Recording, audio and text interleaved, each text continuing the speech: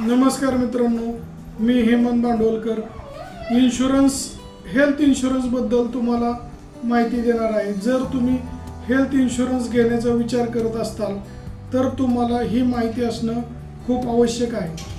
Health insurance घेण्यासाठी eligibility criteria म्हणजे entry age 18 ते 65 आणि लहान मुलांसाठी 91 दिवस ते 25 वर्ष, म्हणजे 25 वर्षानंतर मुलाची पॉलिसी फॅमिलीची पॉलिसीपासून सेपरेट करावं लागते, म्हणजे त्याला सेपरेट पॉलिसी द्यावी लागते। प्री ॲक्सेप्टन्स मेडिकल चेकअप म्हणजे ठराविक वयानंतर इन्शुरन्स कंपनी पॉलिसी ॲक्सेप्ट करण्यासाठी हेल्थ चेकअप करून घेणं गरजेचं असतं। त्याला प्री ॲक्सेप्टन्स हेल्थ चेकअप असं म्हणतात। जनरली काही इन्शुरन्स कंपनीमध्ये 50 किंवा काही इन्शुरन्स कंपनीमध्ये 60 असं प्री ॲक्सेप्टन्स हेल्थ चेकअपचं एज आहे। PED म्हणजे प्री एक्झिस्टिंग डिसीज। जर तुम्हाला हेल्थ पॉलिसी घेत असताना अगोदरचे काय आजार असतील तर आपण हेल्थ पॉलिसीमध्ये नमूद करणं गरजेचं आहे। आपण जर PED दाखवला नाही तर भविष्यात त्याचा फ्रिक्वेंटली क्लेम जर आला किंवा भविष्यात तो आजार झाला तर त्याबद्दल कंपनी क्लेम देत नाही, कारण कंपनी ज्यावेळेस आपण हॉस्पिटलाइज होतो त्यावेळेस तो आजार कधीपासून आहे हे सगळे डॉक्टर चौकशी करतात आणि जुने रिपोर्ट्स हे मेन्शन आपल्याला करावे लागतात। त्यावेळेस तो क्लेम रिजेक्ट होऊ शकतो। त्यामुळं PED असेल तर तो पॉलिसीमध्ये मेन्शन करणं खूप गरजेचं आहे। जनरली प्रत्येक कंपनीमध्ये वेगवेगळे नियम असतात। PED काही पॉलिसीमध्ये 1 वर्षानंतर कव्हर होतो, काही पॉलिसीमध्ये 2 वर्षानंतर, काहीमध्ये जनरली 4 वर्षाचा वेटिंग पिरियड असतो। सम इश्युर्ड किती पाहिजे?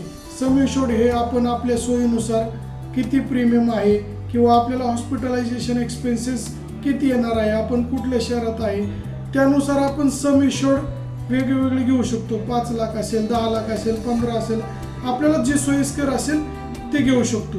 हेल्थ पॉलिसीसाठी नॉर्मल वेटिंग पिरियड हा 30 दिवसाचा असतो, except accidental cover. Accidental cover हा 24 तासानंतर लागू होतो, म्हणजे ॲक्सिडेंट झाला 24 तासानंतर जरी ॲक्सिडेंट झाला तर हेल्थ पॉलिसीमध्ये कव्हर होतो, परंतु नॉर्मल फिवरचे आजार वगैरे हे 30 दिवसानंतर कव्हर होतात।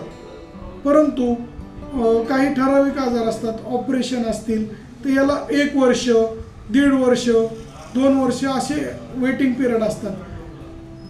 तर आपण हेल्थ पॉलिसी घेत असताना पॉलिसीचं प्रॉस्पेक्टस म्हणजे माहितीपत्रक वाचणं खूप गरजेचं आहे। त्यामध्ये ही सर्व माहिती दिलेली असते।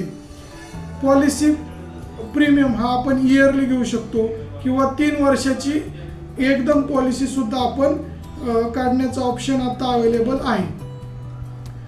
पॉलिसीमध्ये को पेमेंटचा क्लॉज आहे का ते बघणं खूप गरजेचं आहे। ठराविक एज नंतर म्हणजे above age 60, generally above age 60 पॉलिसीमध्ये 10%, 20%, 30% असा को पेमेंट असतो।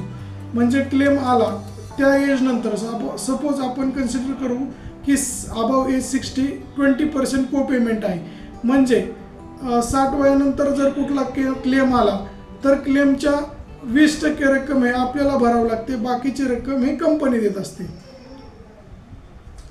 तर आपण ॲडमिट होताना किंवा क्लेम करताना कॅशलेस हॉस्पिटलमध्येच ॲडमिट झालं पाहिजे, कारण क्लेम सगळी प्रोसिजर हॉस्पिटलमधूनच होते आणि पूर्ण क्लेम प्रोसिजर हे स्मूथ होते। रिएम्बर्समेंट आपण करू शकतो। रिएम्बर्समेंटमध्ये थोडासा वेळ लागतो आणि हॉस्पिटलला आपल्याला आधी पेमेंट करावं लागते। ह्या गोष्टी आपण लक्षात घेतल्या पाहिजेत।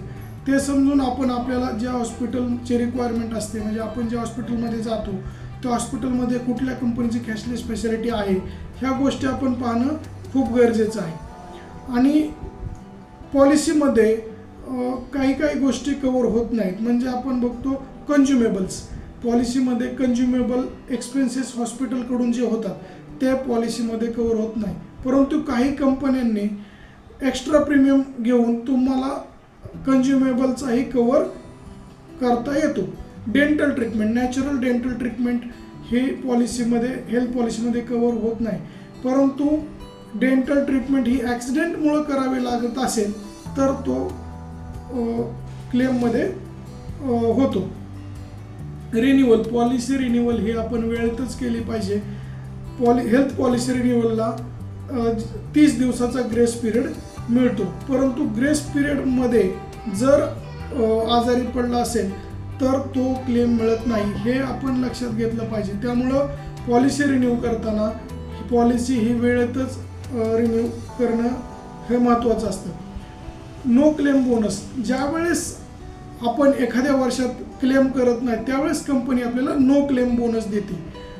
5%, 10%, 20% असं कंपनीच्या नियमाप्रमाणे, ज्या पॉलिसीच्या टर्म्स अँड कंडिशन आहे तिथं NCBचा क्लॉज असतो. तुम्हाला 10%, 15%, 20% नो क्लेम बोनस दिला जातो.